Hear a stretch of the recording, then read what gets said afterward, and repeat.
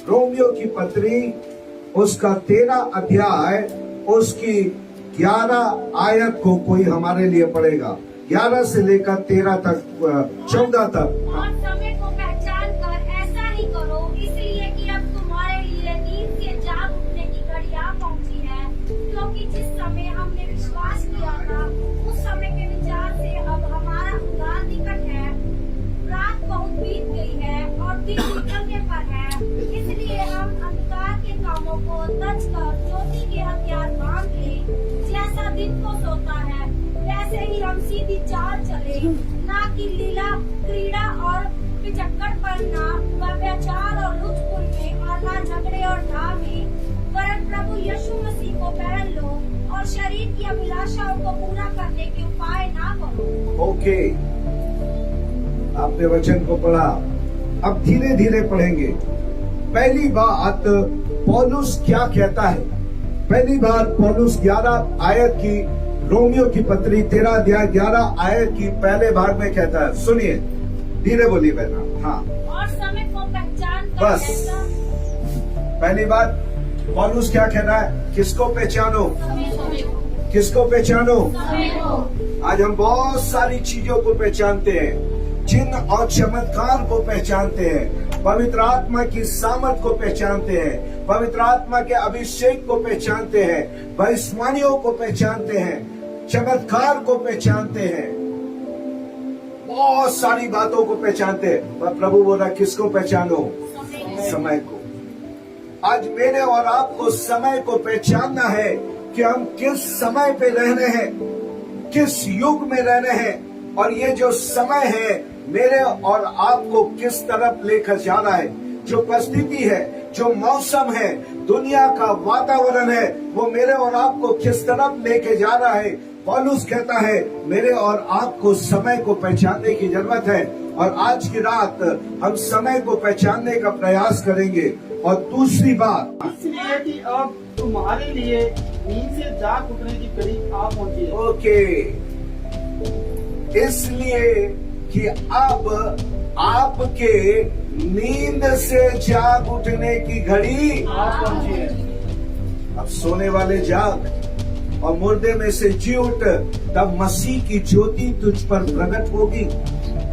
प्रभु यीशु मसीह ने कहा जागते रहो और प्रार्थना करते रहो कि वो दिन तुम पर अचानक से ना आ पड़े। कौन सा दिन? एक बड़ी विपत्ति का दिन, एक बड़े क्लेश का दिन, एक बड़े महाक्लेश का दिन तुम्हारे ऊपर अचानक से ना पड़े।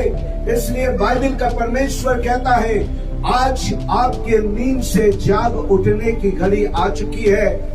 संडे मसीह बनने से अब जाग उठने की घड़ी आ चुकी है। प्रभु की आत्मा कहती है कि बहुत से लोग आज संडे मसीह है, मीटिंग धारी मसीह है। चर्च में hallelujah hallelujah hallelujah hallelujah, praise Lord praise Lord praise Lord, और बाहर निकले तो देख लूंगा, तोड़ दूंगा, ये खरीदूंगा, वो खरीदूंगा, सारी परिभाषाएं मुंह से निकलने लगती है। आज प्रभु बोलता है नींद से जाग उठो, तोकलेपन से जाग उठो, गुप्त पापों से जाग उठो, वरना ये मसीह खेलने का दिखावा आपके लिए बड़ा भारी पड़ेगा। आज धोखे से बाहर निकलने का समय है। आज एक गंभीर मसीह बनने के लिए प्रभु की आत्मा आपको नींद से जागने के लिए कह रही है। आज कहीं आप सो तो नहीं रहे आत्मिक रीति से, आज गफलत में तो नहीं है। आज बहुत से मसीहों को ये लगता है कि दुनिया जैसे चल रही थी वैसे ही चलती रहेगी। लोग आएंगे, लोग जाएंगे, एक पीढ़ी आएगी, एक पीढ़ी चले जाएगी, और ये सब कथा कहानी की बातें हैं कि दुनिया का अंत होगा और प्रभु यीशु मसीह का आगमन होगा। सावधान, शैतान आपको बरगलाने ना पाए। बाइबल का परमेश्वर आज आपको समय को पहचानने के लिए कहता है। दूसरी बात कहता है नींद से जाग उठने की, और तीसरी बात अब यहाँ पर क्या कहता है? क्योंकि जिस समय हमने विश्वास किया था, उस समय के विचार से अब हमारा उद्धार निकट है। उद्धार कितना कहाँ है? निकट। उद्धार निकट है। इसका मतलब अभी पूरा उद्धार नहीं हुआ है। पूरा उद्धार तब होगा जब आपकी देह का उद्धार होगा। जब हमने प्रभु यीशु मसीह के ऊपर विश्वास किया, बाइबल कहती है हम नई सृष्टि बन गए। जितनों ने उसके ऊपर विश्वास किया वो एक नई सृष्टि है। पुरानी बातें बीत गई, सब कुछ। और घर जाके आईने में देखिए और पूछिए आपके अंदर कुछ नया है क्या? है? जो गालियां पहले बनते थे अब वो गाली है क्या? जो चुगलियां पहले करते थे अभी वो चुगलियां हैं क्या? हमारे उधर ऐसा ऐसा वाला कुछ कुछ करके खरीदते थे, इधर मालूम नहीं करते हैं कि नहीं। ऐसा अभी है क्या? कभी कभी गुस्सा आ जाए तो ऐसा भी हो जाता है, तो है क्या? और बाहर जाकर टीपने टापने वाला अभी भी हमारा स्वभाव है क्या? गंदे बातों को बोलना, गंदे चीजों को मोबाइल में रख कर देखना, क्या अभी भी है क्या? और हम बोलते हम तो नई सृष्टि है, सब बातें बीत गई और सब कुछ नया हो गया। क्या नया हुआ? अब बाइबल यहाँ पे बतलाना चाहती है जिस दिन आपने विश्वास किया कुछ तो नया हुआ, और वो आपकी आत्मा नहीं हुई। आपकी आत्मा नहीं हो गई।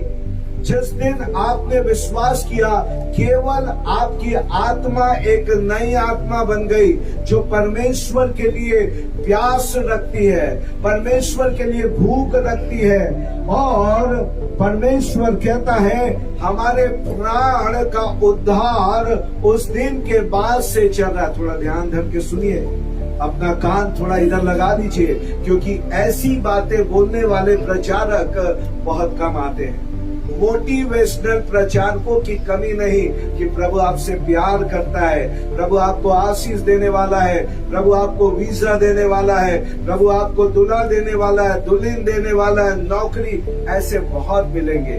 पर थोड़ा सा आपकी सफाई कर ले, ऐसे प्रचारकों की बड़ी कमी है।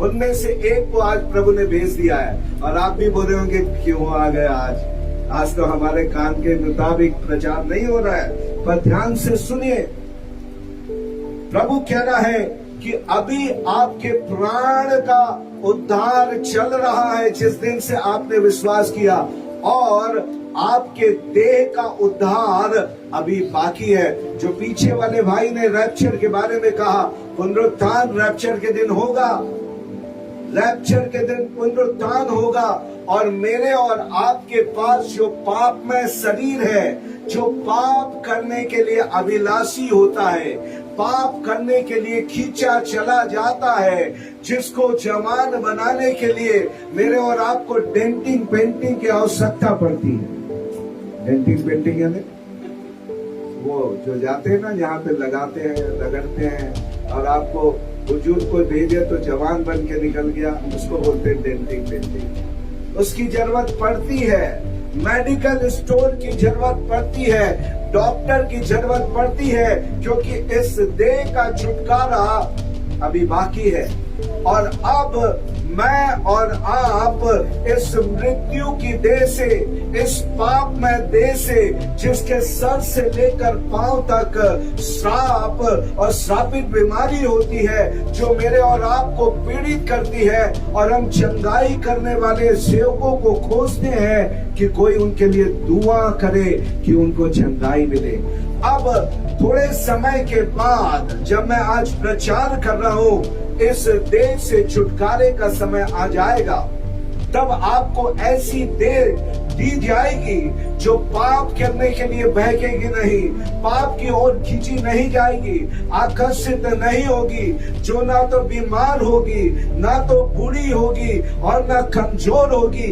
एक महिमामय देह प्रभु आपको देने के लिए चाहता है। Hallelujah, hallelujah, glory to God, hallelujah. और उसके आगे बाइबल कहती है 12 आयत, रात बीत गई है, आगे और दिन निकलने पर है। दिन बस अब निकलने पर है, इसलिए हम अंधकार के कामों को टच कर, बस इसलिए दिन निकलने पर है, इसलिए क्या करें? अंधकार के कामों को तजने, ज्योति के हथियार काम। हाँ रुके यहाँ पर, अंधकार के कामों को त्याग कर ज्योति के हथियार को तज लेने की बारी अब आ चुका है। अंधकार के कामों को त्यागने का समय आ चुका है। खाली अनुग्रह के बारे में ना सुनते रहे। अरे प्रभु का अनुग्रह है, प्रभु तो प्रेमी है, प्रभु मेरे साथ ऐसा कुछ भी नहीं करेगा कि मुझे नुकसान उठाना पड़े। इन बातों के धोखे में ना रहे। पहला यीशु उद्धार लेके आया, अब जब यीशु आने वाला है वो न्याय करने आने वाला है। बोलिए वो कैसे आने वाला है? वो न्याय करने आने वाला है। मेरे और आपके जीवन का, मेरे और आपके कामों का जो प्रभु यीशु मसीह के द्वारा उसने कुर्बानी दी आपके पापों के छुटकारे के लिए। एक दिन उसने जो आपकी बीमारी के चंगाई के लिए कोड़े खाए, आपके चंगाई और छुटकारे के लिए उसकी दाढ़ी नोची गई, उसको हाथों और पांव में कीले ठोके गए, जिसके पसली पे भाला भोंका गया, जो मेरे और आपके लिए नंगा बन गया कि आपके नंगेपन को ढांक सके। अब जब वो आने पर है, वो न्याय करने के लिए आने पर है। इसलिए सावधान।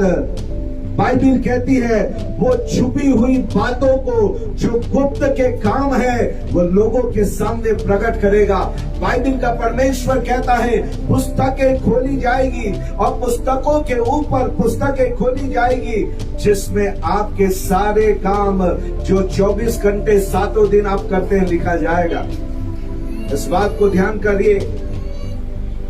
जाग जरा दुल्हन, तेरा यीशु आ रहा है और अंधकार को कामों को त्यागने का समय आ गया है और ज्योति के हथियार बांधने का समय आ चुका है। और बाइबिल उसके आगे 13 आयत में कहती है कोई पियक्कड़ है, अपने पियक्कड़पन को त्याग दे और प्रभु के नशे को ले ले, और उसके बाद किसी और चीज के नशे की आपको जरूरत नहीं पड़ेगी। हालेलुया। जब आपको प्रभु के नशे की जरूरत लग जाएगी, उसका मोह लग जाएगा, दुनिया की सारी चीजें आपको फीकी लगेगी। आज प्रभु आपको चेतावनी देने के लिए आया है।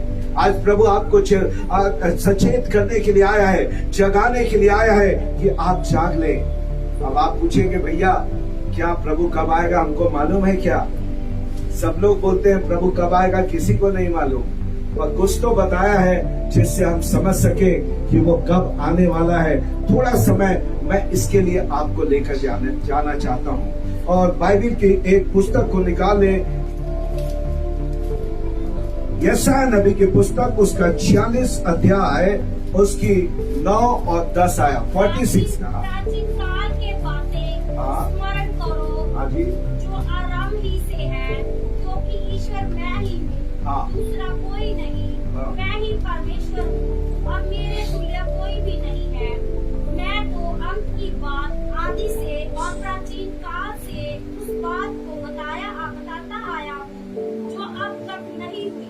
हाँ जी, बस मैं वो परमेश्वर हूँ जो अंत की बात को कहां से बताता आया हूँ? प्राचीन काल से। और आदि की पुस्तक कौन सी है? आदि की पुस्तक बाइबल में कौन सी है? उत्पत्ति। तो प्रभु उत्पत्ति की पुस्तक में क्या बताया हूँ बोल रहा है? अंत की बात को कब बताया हूँ लिखा है? प्राचीन काल से। तो उत्पत्ति की पुस्तक में क्या बताया हूँ? अंत की बातों को बताया हूँ। हालेलुया। तो आज उत्पत्ति की पुस्तक से हम अंत के बारे में सीखेंगे। बाइबिल अंत के बारे में उत्पत्ति की पुस्तक में मेरे और आपको क्या बतलाती है। जल्दी जल्दी आगे चलेंगे। थोड़ा आपके बाइबिल ज्ञान को मुझे जानने की जरूरत होगी, तो आप मुझे सहायता करते जाइए अपने बाइबिल के ज्ञानों के द्वारा कि परमेश्वर ने सृष्टि की रचना कितने दिन में किया? 6 दिन में। Very good. और 7वें दिन उसने क्या किया? और अगर 6 दिन तक के लिखा है, परमेश्वर ने पहला दिन बनाया, और पहला दिन कैसे खत्म हुआ लिखा है? सांझ हुई और सुबह हुई और पहला दिन हुआ। फिर कुछ बनाया, फिर दूसरे दिन भी लिखा आपकी बाइबल में, सांझ हुई और सुबह हुई, दूसरा दिन हुआ। ऐसा करते करते आप 6वें दिन तक आएंगे, सांझ भी हुई और सुबह भी हुई, और 7वें दिन में आपकी बाइबल में सांझ और सुबह हुई क्या? 6 दिन तक तो सांझ भी हो गई, सुबह भी हो गई। 7वें दिन हुआ कि नहीं हुआ? 2 अध्याय 1 और 2 आयत उत्पत्ति की पुस्तक 2 अध्याय 1 और 2 आयत। उसके बाद सांझ और सुबह नहीं हुई लिखा है। क्यों आकाश और पृथ्वी और उनकी सारी सेना का बनाना समाप्त हो गया, और परमेश्वर ने अपना काम जिससे वह करता था 7वें दिन समाप्त किया, और उसने अपने किए हुए सारे काम से 7वें दिन विश्राम किया। ओके, 7वां दिन समाप्त हो गया और परमेश्वर विश्राम किया। बस सांझ और सुबह नहीं हो रही, सांझ और सुबह नहीं हो रही। इसका मतलब परमेश्वर कहते हैं 6 दिन तक ही सांझ और सुबह होगी। सांझ और सुबह होने से क्या बदलता है? तारीख क्या बदलती है? सांझ हुई और सुबह हुई, तारीख बदल गई। तो 6 दिन तक तारीख बदलेगी, 7वें दिन के बाद तारीख नहीं बदलेगी।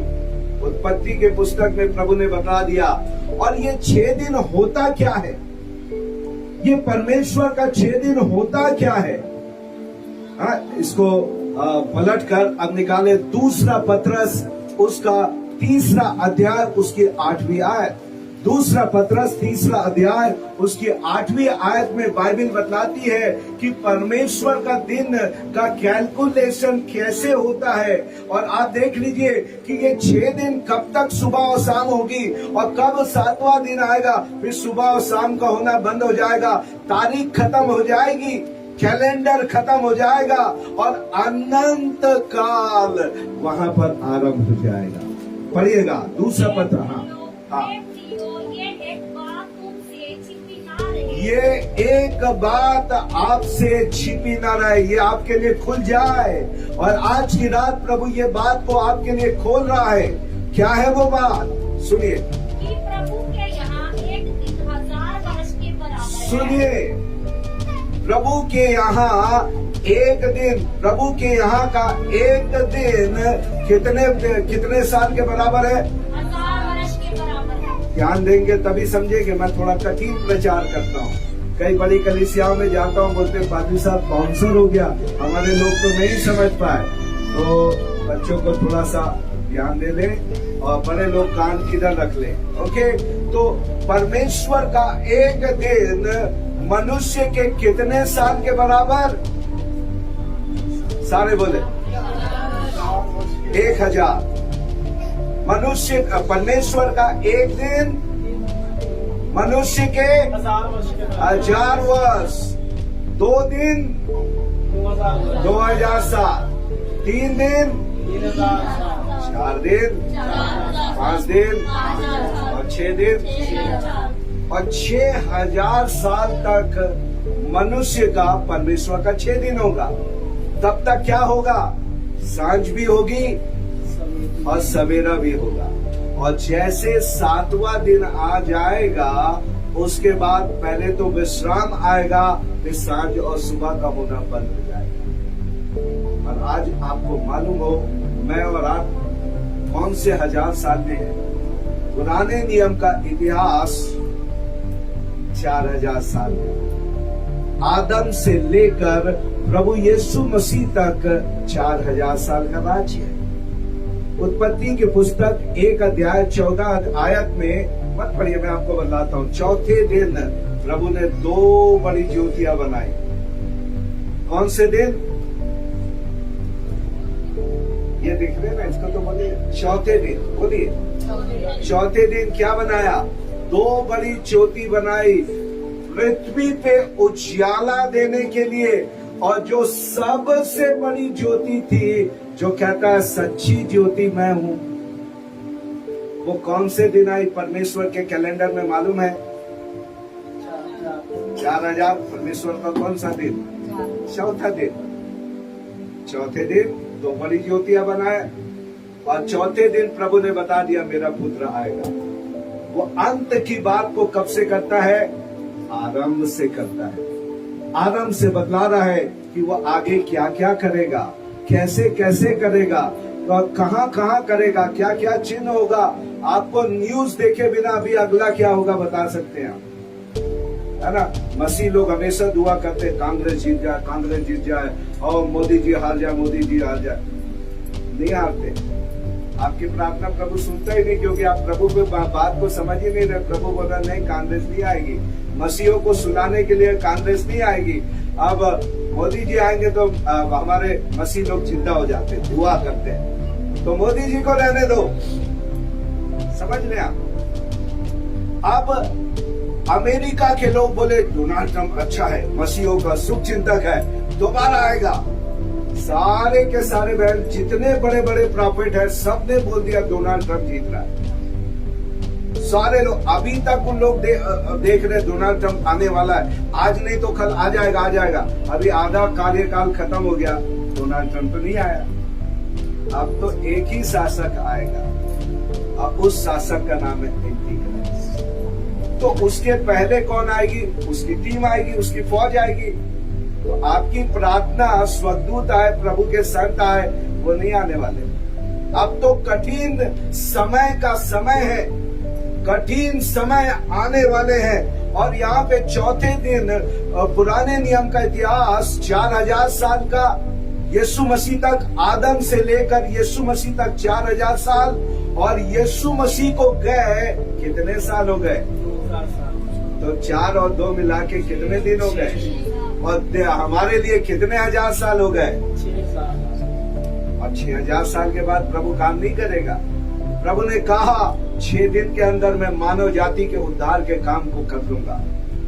मैं मानव को बनाने का काम 6वें दिन खत्म कर लूंगा।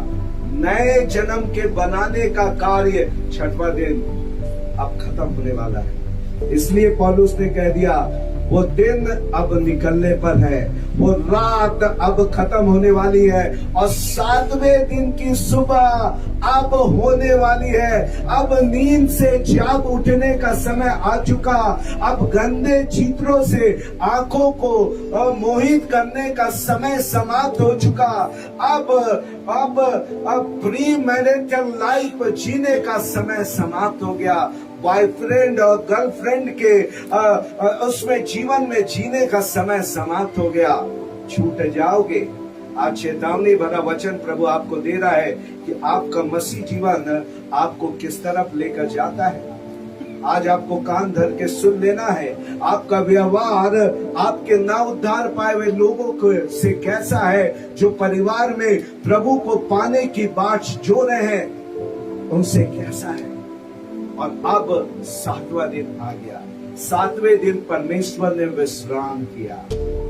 और 10 आज्ञा में प्रभु यीशु मसीह ने मनुष्यों से क्या कहा? 6 दिन तो तुम क्या करना? काम करना। और 7वें दिन तुम क्या करना? विश्राम करना।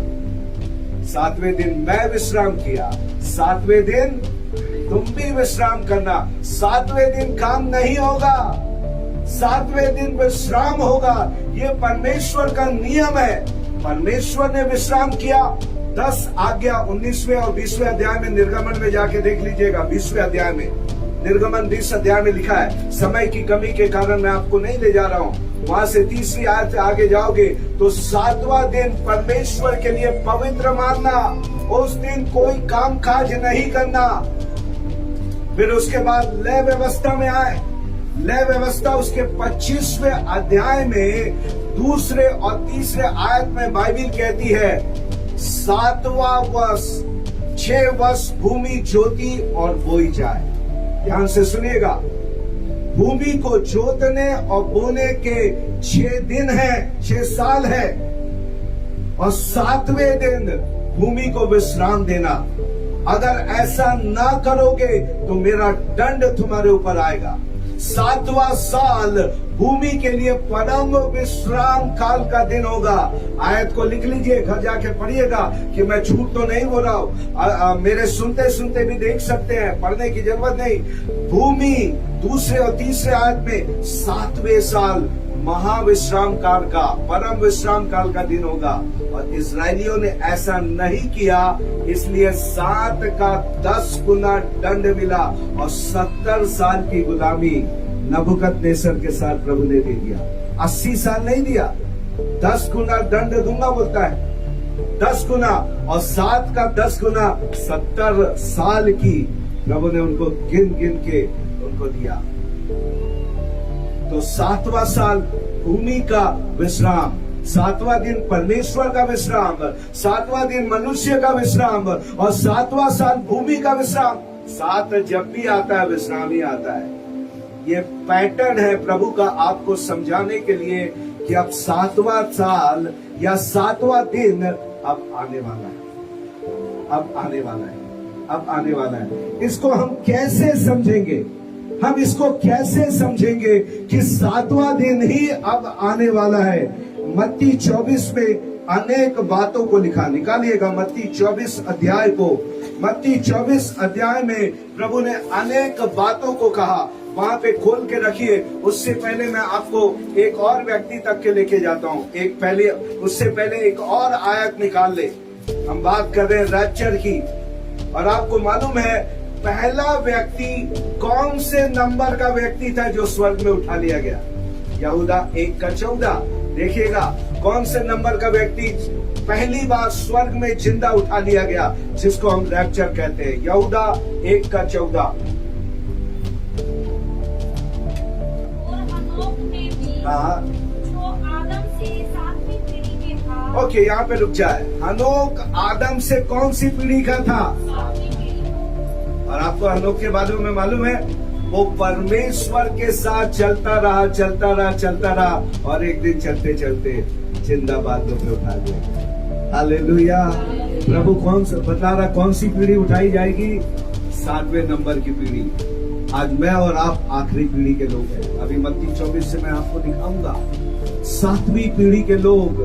प्रभु ने बता दिया मनुष्य में से कौन से लोग, कौन सी पीढ़ी के लोगों में रैप्चर होगा।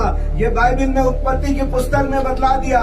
जैसे हनोक जो परमेश्वर के साथ साथ चलता था और चलते चलते उठा लिया, अब वही लोग उठाए जाएंगे जो परमेश्वर के साथ साथ चलते हैं। वे लोग नहीं उठाए जाएंगे जो शैतान के साथ साथ चलते हैं, उसके कार्यों के साथ साथ चलते हैं। इसलिए आज की रात तौबा करने का दिन है। आपकी शारीरिक चंगाई के लिए मैं दुआ करूंगा। चंगाई जरूर मिलेगी। जब मैं शब्द कहता हूं लोग चंगे हो जाते हैं, क्योंकि ताकत मेरी नहीं खुदा की होती है। वो चंगाई देता है, इसलिए कोई बीमारी उसके लिए बड़ी नहीं। वो बीमारी चंगी करके ये बतलाता है कि वो खुदा है। उसके लिए कोई बीमारी बड़ी नहीं। कल रात भी पास्टर अमित के यहाँ पास्टर जानते, उन्होंने मुझे भेजा था, पूछ सकते हैं। एक बहन लीवर की समस्या से बैठी थी, दर्द के साथ आई थी। हमने एक दुआ किया, यीशु के नाम से सारी की सारी बीमारियां बाहर आए। और तब मैंने कहा कोई है जो लीवर के पेन को लेकर यहाँ पे आया है, उसका दर्द खत्म हो जाए। और जब आमीन हुआ, उसका दर्द खत्म हो गया। हालेलुया। प्रभु इंस्टेंट चंगाइयों को देता है, बड़ी चंगाइयों को देता है। उसके लिए दूरियां मायने नहीं रहती। यदि आपका कोई व्यक्ति यहाँ नहीं भी आया और आप उसको स्मरण करें कि प्रभु उसको चंगाई दो, तो ये बताने के लिए कि वो आपसे प्यार करता है, वो ताकत रखता है कि दूर के व्यक्ति को भी चंगा कर दे, वो चंगा कर देगा। आज की रात परख के देख लीजिए, केवल ये बताने के लिए कि वो खुदा है, उसके अलावा और कोई दूसरा नहीं है। और यदि आप इस कंक्लूजन में नहीं आए हैं, सब एक है मानते हैं, तो यीशु एक है, इसमें आ जाएं। वही लोग उठाए जाएंगे जो यीशु एक खुदा और जिंदा है, वो विश्वास करते हैं, वो बादलों पे उठा लिए जाएंगे। आज प्रभु आपसे बातें कर रहा है। और उसके बाद आपको मालूम है कौन से नंबर की कलीसिया आखिरी है? प्रकाशित वाक्य में आपका बाइबल नॉलेज कितने कलीसिया का बताया? 2 और 3 अध्याय में कितनी कलीसिया है? आज तो 7 आप आंख बंद करके भी बोल देंगे तो तुमका सही लगेगा, क्योंकि आज हम 7 के लिए आपको मालूम है।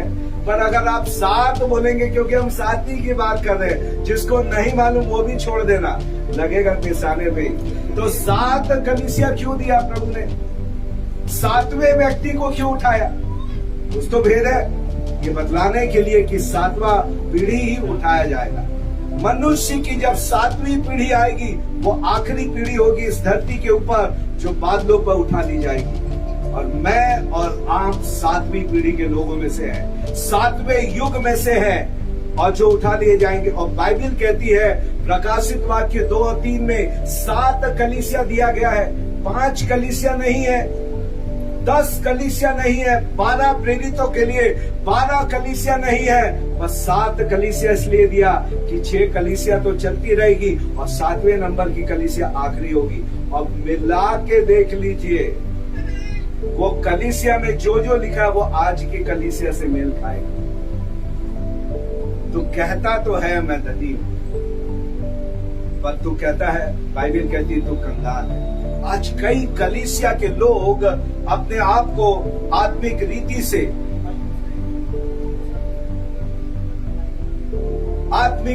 से अपने आप को धनी समझते हैं, अपने आप को धनी समझते हैं, पर बाइबल कह रही है वो धोखे में है कि वो धनी है, वो कंगाल है। वो कहते तो हैं, हम देखते हैं, स्वप्न देखते हैं, दर्शन देखते हैं, पर बाइबल का परमेश्वर कहता है तू अंधा है, तू नंगा है, तू कंगाल है। और लौदीकिया का मतलब होता है लोगों के द्वारा संचालित किया जाना,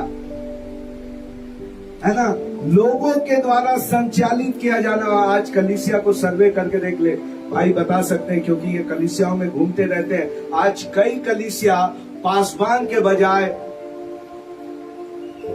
इनके द्वारा चलाई जाती है। पास्टर जी 10वां हिस्सा बंद कर देंगे, हमारे पैसे से कलीसिया चलती है, हमारे सामान से कलीसिया चलती है, अगर हमारी नहीं चली तो कलीसिया भी नहीं चलेगी। आज लोग पासबान से बड़े होने का प्रयास कर रहे हैं। लौदीकिया की कलीसिया के 20वें आयत में लिखता है 3 के 20 में, इस कलीसिया में, अंतिम कलीसिया में यीशु मसीह कहाँ खड़ा है? देख, मैं पुलपिट पे खड़ा खटखटाता हूं। क्या लिखा? ऐसा लिखा? नहीं, खटखटाते कहाँ पे? दरवाजे पे। और कलीसिया अंदर है और यीशु मसीह कहाँ खटखटा रहे? दरवाजे पे, यानी यीशु अंदर है ही नहीं। इस युग की कलीसिया में आप सर्वे करके देखें, कई कलीसिया सिर्फ दिखावा है, तेल और पानी के बेचने का दुकान है। और मैं इसको कहता हूं मेरी भाषा में super mall, super market. Super market का मतलब क्या होता है? क्यों जाते हैं सुपर मार्केट? सामान लेने के लिए। और सामान लेने के बाद कितने लोग वहां पे बोलते हैं अब मैं 1 हफ्ते यही रुकूंगा। क्या कर रुकते? सामान ले लिए, चलो। तो चर्च क्या है? Super market. हम यहाँ पे क्यों आते हैं? लड़की की शादी हो जाए, भाई सब दुआ करे। शादी हो गई उसके बाद फिर दिखते नहीं, सिस्टर कहाँ हुआ? नहीं ना, वो शादी हो गई ना, चले गई, सारा काम अब मेरे को ही करना पड़ता, हम नहीं आ पाएंगे। हमारे को तो सामान खरीद लिए, हमारे बेटी के वीजा लगने के लिए दुआ करिए, लग गया। प्रभु ने दया करके अब वो बोले बेटे के लिए हमको सोचना पड़ता है, करना पड़ता है, बनता है। तो सुपर मार्केट हम लेने के लिए आते हैं। आज सोचिए, क्या आप उसमें लिस्ट में तो नहीं जो चर्च को सुपर मार्केट समझते हैं, तेल और पानी के दुकान को समझते हैं? प्रभु को लेके जाए। आपके तेल पानी से प्रभु बड़ा है जो आपके साथ जाना चाहता है। प्रभु ने जक्कई से क्या कहा? प्रभु ने जक्कई से क्या कहा? झट उठर, आज मुझे तेरे घर में। प्रभु बोलता मैं खुद तेरे घर में आना चाहता हूँ। ये क्या लेके जा रहा है तू? इसकी पूजा करेगा, इसकी पूजा बंद कर, तू मुझे लेकर चल, मैं तेरे साथ रहूंगा। और 13 के 5 प्रेरित इब्रानियों में कहता है मैं तुझे कभी ना छोड़ूंगा। तेल पानी एक बोतल खत्म हो जाएगा, फिर आपको 500 रुपया खर्च करना पड़ेगा। 10 रुपए की पानी की बोतल, 500 रुपए की दुकान। तो हम पढ़े लिखे लोग जो ठगाते हैं, इससे बड़ी मूर्खता और क्या हो? हैंकी भी आ गया, मुझे नहीं मालूम क्या क्या आ गया है। तो आप सावधान। पतरस और पौलुस ने जब दिया तो उसको बेचा नहीं। एक बंदा खरीदने के लिए आया और बोलता है, पतरस साहब जो ये आप हाथ रखते हो ना, लोगों को पवित्र आत्मा मिलता है, ये वाला मेरे को भी जादू चाहिए। वो जादूगर था। बोले ये जादू मुझे भी दो और कितना पैसा चाहिए ये आप मुझे बता दो, मैं दे देता हूँ। बोलता तेरा पैसा तेरे पास रख, मैं पित्त सी थी कड़वाहट तेरे अंदर देखता हूँ, मन फिरा, तौबा कर, ऐसा ना हो कि न्याय तेरे ऊपर आए। ये दुकान वाले सब न्याय के सिंहासन के सामने खड़े हो गए। ठगाइए मत लोगों से, ठगाइए मत। आज बाइबिल ने वरदानों को नहीं पर लोगों के फल को देखने की बात किया, कैरेक्टर को देखने की। लोगों के कैरेक्टर को देखिए, आत्मा के फल उनके अंदर है कि नहीं। और उसके बाद 7वीं कलीसिया के बाद कोई और कलीसिया नहीं है। अब मत्ती 24 में आ जाए, एक आखिरी बताकर मैं आपके लिए प्रार्थना करूंगा। आज आपके आत्मा के छुटकारे की बात है, आज आपके जीवन के छुटकारे की बात है। यदि आज आप गंभीर है तो मैं आपको कहना चाहता हूँ, कोई भी कमजोरियां जो आज की रात आपके जीवन में है, कोई भी गुप्त पाप जो आपके जीवन में है, परमेश्वर की पवित्र आत्मा अपनी सामर्थ के द्वारा उसको तोड़ेगी। आज आप अपने कमजोरियों से, अपने बंधनों से आजाद होगे। जिस प्रकार वो बीमारी को चंगी करती है, जिस प्रकार वो दुष्ट आत्माओं से लोगों को आजाद करती है, आज आपके बंधनों से, आपके गुप्त पापों के बंधनों से आज वो आपको आजाद करेगी। मत्ती रचित सुसमाचार उसका 24 अध्याय, यहाँ पे प्रभु ने कहा किसको देखना। 32 आयत को पढ़िएगा। अंजीर के पेड़ से यह दृष्टांत सीखो, जब उसकी डाली कोमल हो जाती और पत्ते निकलने लगते हैं तो तुम जान लेते हो कि ग्रीष्म काल निकट है। इसी रीति से जब तुम इन सब बातों को देखो तो जान लो कि वह निकट है, वरन द्वार ही पर है। मैं तुमसे सच कहता हूँ कि जब तक ये सब बातें पूरी ना हो ले, तब तक इस पीढ़ी का अंत नहीं होगा। आकाश और पृथ्वी टल जाएंगे परंतु मेरी बातें कभी ना टलेंगी। ओके, ये क्या अंजीर की बातें प्रभु कर रहा है? क्या अंजीर की बातें प्रभु कर रहा है? प्रभु कह रहा अंजीर के पेड़ की तरफ देखना। और मैं आपको बताता हूँ अंजीर का पेड़ क्या है? इस्राएल। अंजीर का पेड़ क्या है? इस्राएल। होशे नबी की पुस्तक 9वां अध्याय पढ़िएगा जाकर, है ना। और यिर्मयाह नबी की पुस्तक 24 अध्याय पढ़िए। अंजीर के पेड़ को इस्राएल के रूप में वहां पे बताया गया है। और अंजीर की तरफ देखना, आज इस्राएल की तरफ देखो, वही परमेश्वर का घड़ी है। कितने बज गए देखने के लिए? कहाँ देखना पड़ता है? घड़ी। और आज दुनिया का टाइम क्या हुआ है उसकी घड़ी बताती है इस्राएल। इस्राएल की तरफ देखो और अंजीर के पेड़ से दृष्टांत सीखो। जब कोमल डाली आती है, एक नया जन्म जब अंजीर के पेड़ का होगा। 70 एडी में प्रभु की भविष्यवाणी के अनुसार रोमी शासकों के द्वारा यरूशलेम गिरा दिया गया, इस्राएलियों को यरूशलेम से निकाल दिया गया और उसके बाद वो बंजारों की तरह सारी दुनिया में तितर बितर होकर फैल गए। सारी दुनिया में तितर बितर होकर फैल गए। पर प्रभु के भविष्यवक्ताओं ने भविष्यवाणी की थी। यहेजकेल नबी ने सूखी हड्डियों की भविष्यवाणी 37वें अध्याय में किया। क्या ये सूखी हड्डी जी उठेगी? यहेजकेल बोलता प्रभु आप ही जानते हो। और प्रभु ये बतला रहा है, ऐसी हड्डियों को एक दिन मैं जिंदा करूंगा। और मालूम है ये हड्डियां कब जिंदा हुई? 14 मई 1948, 14 मई 1948 के जब हिटलर ने 15 लाख से अधिक इजरायलियों को गैस के चैम्बर में भून के मार डाला। एक हॉलोकॉस्ट हुआ, एक सामूहिक रीति से इतने लाखों लोगों को मार डाला। सूखी हड्डी थी, चारों तरफ हड्डी हड्डियों का ढेर था। कचरे के डब्बों में, कचरों के इलाकों में केवल मानव हड्डियां थी। और प्रभु ने कहा जब यह हड्डियां दिखाई देगी तब मैं उसमें जीवन डालूंगा, जब मैं उसमें मांस चलाऊंगा। और 14 मई सेकेंड वर्ल्ड वॉर के बाद 14 मई 1948 के 1948 के प्रभु ने इस्राएल को 2000 साल के बाद पुनः इस धरती पे जीवित कर दिया। हालेलुया। यशायाह नबी की पुस्तक उसका 66 अध्याय कहता है, क्या कोई जाति एक दिन में पैदा हो सकती है? प्रभु कहता है, मैं सियोन में ऐसे गर्भ को पीड़ा उत्पन्न करूंगा, वो एक ही दिन में जन्म ले लेंगे। और इस्राएल का पैदा होने का इतिहास देखिए, बिना तैयारी के, बिना डिमांड के एक ही दिन में वो पैदा हो गया। यशायाह ने 2000 साल पहले बात किया और 1948 के वो पूरा हो गया। हालेलुया। भविष्यवाणी अनेक पूरी हुई इस्राएल के पैदा होने पर।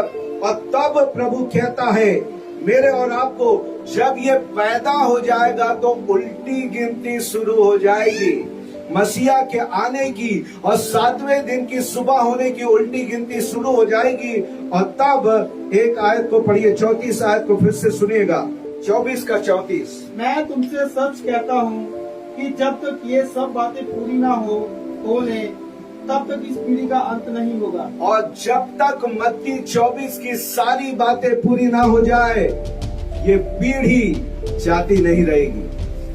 एक पीढ़ी है जो 1948 की पीढ़ी है। और बाइबल के अनुसार आप पूछोगे तो बाइबल सबका उत्तर देती है। एक पीढ़ी की आयु कितनी होती है? कौन बताएगा? बाइबल बताएगा। हालेलुया। पढ़िएगा भजन 90 का 10। एक पीढ़ी कितने साल की होती है? और उसके बाद हम कैलकुलेट करके देखेंगे हम कहाँ पे पहुंच गए हैं। पढ़िएगा भजन 90 उसका 10, Psalm 90 verse 10। हमारी आयु के वर्ष 70 तो होते हैं। बोलो, सुन लीजिए, हमारे आयु के दिन कितने वर्ष के होते हैं? 70 तो होते हैं। बोलिए सारे, 70 तो होते हैं। हमारे आयु के दिन कितने? 70 वर्ष के। और आगे, और चाहे बल के कारण 80 वर्ष भी हो जाएं, और बल के कारण ये 80 वर्ष तक के जाएंगे। अगर आप इसको खींचोगे तो ज्यादा से ज्यादा ये कितनी दूर तक जाएगा? 80 साल तक जाएगा। पर 70 से 80 के बीच क्या स्थिति होगी वो भी लिख दिया बाइबल में। देखो कितना डिटेल का परमेश्वर है। आगे सुनो, तो भी उनका घमंड केवल कष्ट और शौक ही शौक है। जो 70 से घमंड के साथ 80 तक जा रहे हैं, उनका जीवन कैसे होगा? केवल कष्ट और शौक ही। कष्ट और शोक ही शोक होगा। और आगे, वह जल्दी कट जाती है, वो जल्दी कट जाती है और हम जाते रहते हैं। वो कटेगी और कौन जाएगा? समझ रहे आप? दो लोगों की बात कर रहा, वो कटेंगे हम जाएंगे। तो अंजीर का पेड़ कटेगा और हम, कितना डिटेल का परमेश्वर है, कितनी बातें बता दिया। तो इजराइल के लिए 80 साल जोड़ दीजिए। 1948 में किसी के भी मोबाइल में जोड़ के बताइए। मुझे तो मालूम है, पर आपके बताने से लगेगा मैं आपको कुछ जादू नहीं दिखा रहा हूं। आपके कैलकुलेशन बदला रहा है। कितने में पहुंचे? 1948 प्लस 80 कहां पहुंचे? कहां? 48 से 80 जोड़िए ना। मुझे मालूम है आपका मोबाइल रखा है, कैलकुलेटर उसमें है, आपके पास कॉपी पेन है। कितना पहुंचे? 2000 2028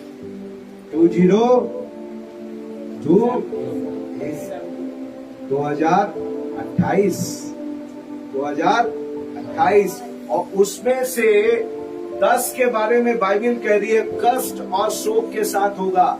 2017 से उठाकर देख लो, 70वां साल 2017-18 में मनाया गया।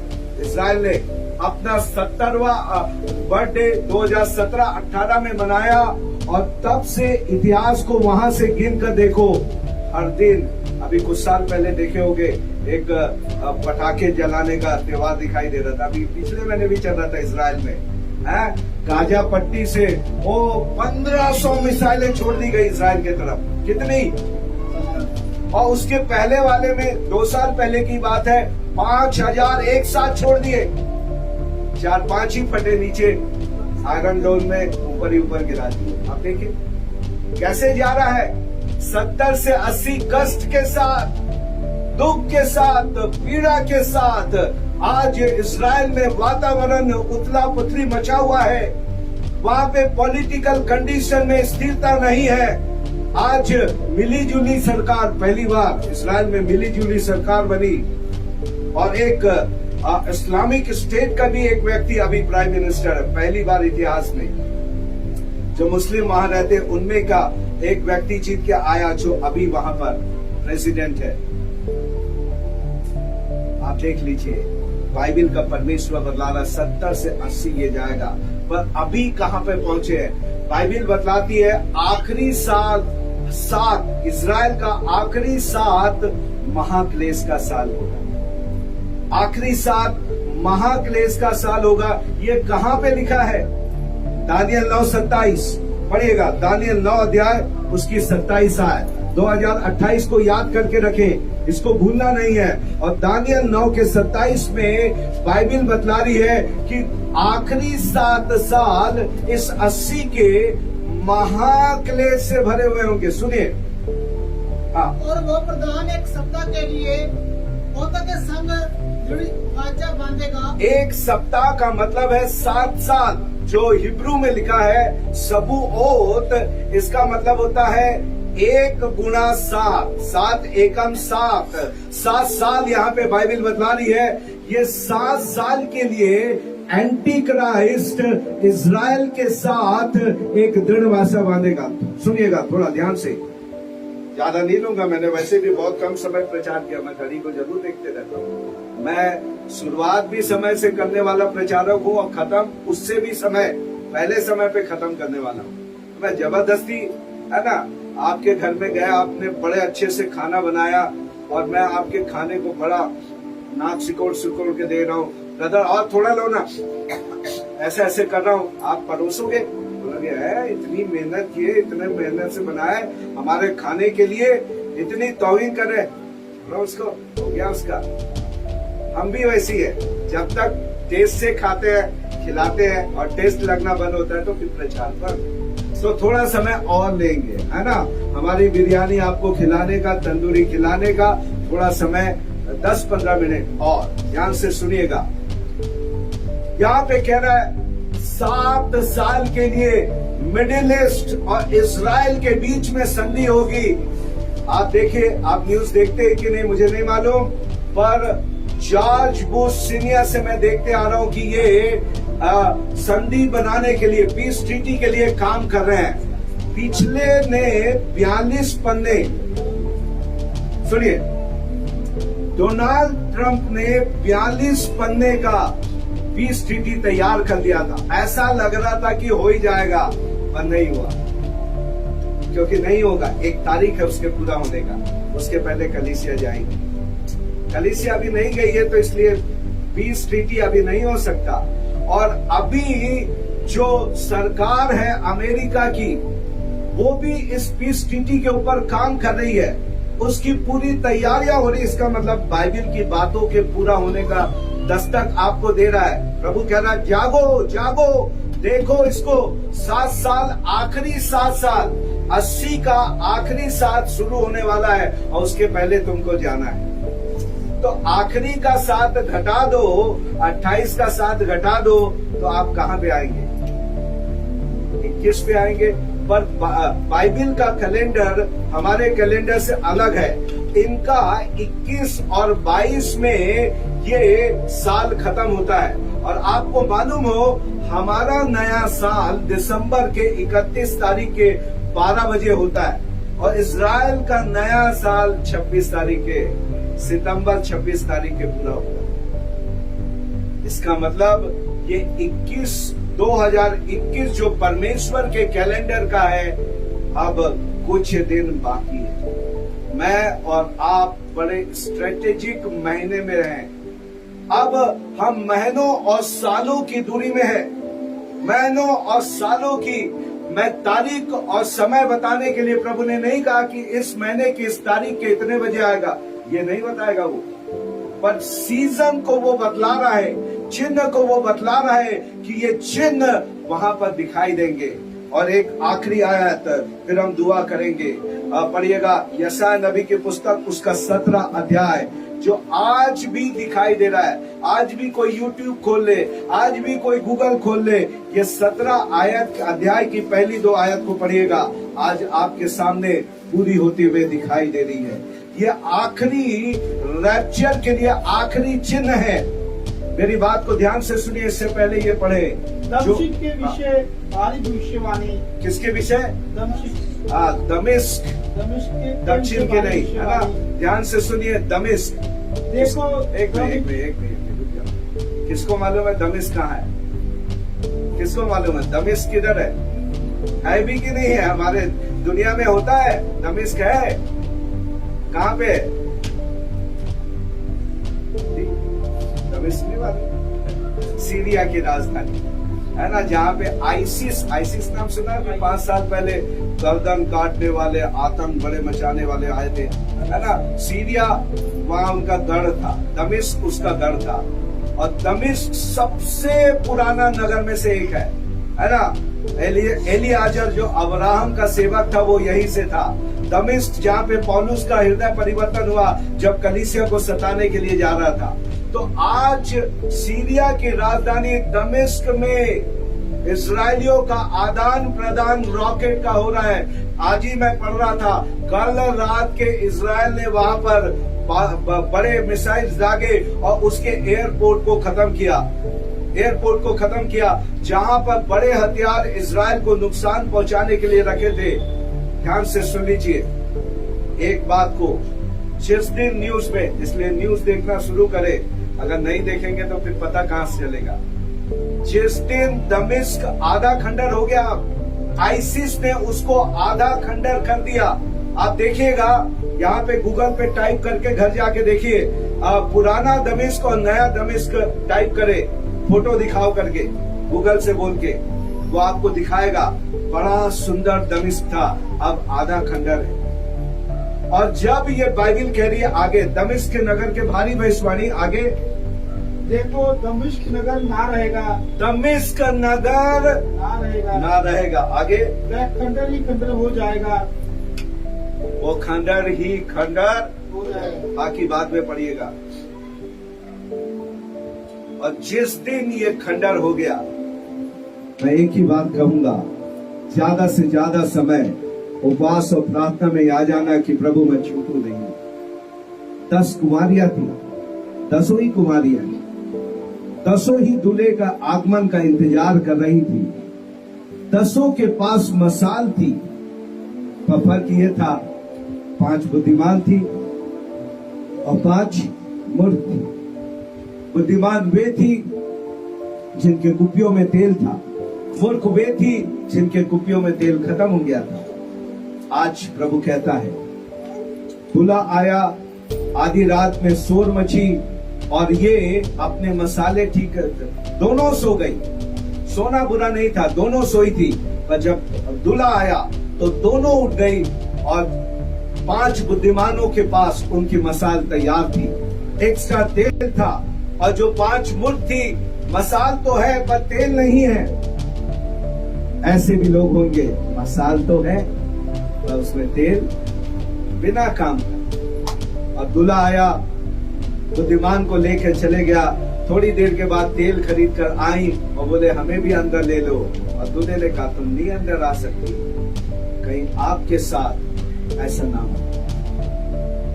आज प्रभु के साथ गंभीर होने का समय है, कलीसिया के साथ गंभीर होने का समय है, पासवान के अधीनता में प्रभु के मार्ग में उन्नति करने का समय है।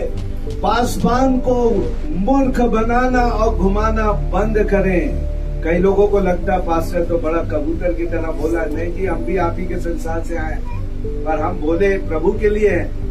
हम चतुर हो सकते हैं, पर हम प्रभु के लिए बोले हैं कि आपको चतुर बनाकर प्रभु के लिए तैयार करने। कलीसिया को ना छोड़े, यूट्यूब का विश्वासी ना बने। आज यूट्यूब में बड़े झूठे प्रचारक होते हैं, जिनको नहीं जानते हैं उनको बिल्कुल भी ना सुने, भले कितना बड़ा नाम हो। जब तक किसी व्यक्ति को ना जानते हैं और ना पहचानते, उनको सुने ना, और बिना जान पहचान के हालेलुया प्रेज द लॉर्ड बोलने वाले को घर में ना घुसने दे बिना पास्टर की अनुमति में। कई हम तो घूमते रहते इसलिए आपको बतला रहे हैं, कई ऐसे डुप्लीकेट लोग आए, रात के आपके बारे में बताया ये होने वाला है वो होने वाला, आप प्रभावित हो गए और दूसरे दिन उठे तो घर की लड़की वो जो आया था उसके साथ गायब है। ऐसी कई घटनाएं हो रही है, इसलिए अनजान प्रचारकों को घर में आने देने से रोके। प्रभु की आत्मा आज की रात आपसे बातें कर रही है। हालेलुया। प्रभु की आत्मा आपको तैयारी का मौका दे रही है। ध्यान से सुनिएगा, शैतान नहीं चाह रहा है कि आप इस अंतिम घड़ी में बड़ी गंभीरता के साथ सुने। आज ये मीटिंग नहीं थी, आज ये मीटिंग नहीं थी, ये मीटिंग परमेश्वर ने नियुक्त किया। और जब पास्टर बलवीर ने मुझसे कहा तो मुझे लग रहा था कहीं और मीटिंग होगी, जब मैं आया तो मुझे पता लगा यही मीटिंग है। इसका मतलब है प्रभु आपसे प्यार करता है। लुधियाना में अनेक चर्च है, अनेक पासवान है, अनेक कलीसिया है, पर उनमें से प्रभु ने आपको चुना कि रैप्चर के बारे में कब होने वाला है आपको बतला सके, कि आप तैयार हो सके। और अब आपके माध्यम से आपके परिवार और दूसरे लोगों तक बता सके कि अब अनेक सालों का समय खत्म हो चुका, अब कुछ ही साल प्रभु के आगमन के लिए बचे, कुछ ही साल अब प्रभु के आगमन के लिए बचे हैं। आने वाला आएगा और देर नहीं करेगा। मैंने बाइबल से अनेक बात खोल के बताया, दुनिया में जो चिन्ह लड़ाइयां हो रही है बाइबल की भविष्यवाणियों के अनुसार उसके बारे में बताया। जितनी बातें हो रही है वो सारी बातें बाइबल में लिखी हुई है। कभी प्रभु ने मौका दिया तो एक एक बातें जो यहाँ पर हो रही है बाइबल में वो लिखा गया, मैं आपको आके बताऊंगा। और आज मैं आपको इतना बता दूं कि आप नींद से जाग उठे, पाप को त्याग दें, पवित्रता को अपना दे, ताकि बाइबल कहती कोई अपवित्र जन उसमें प्रवेश नहीं करे।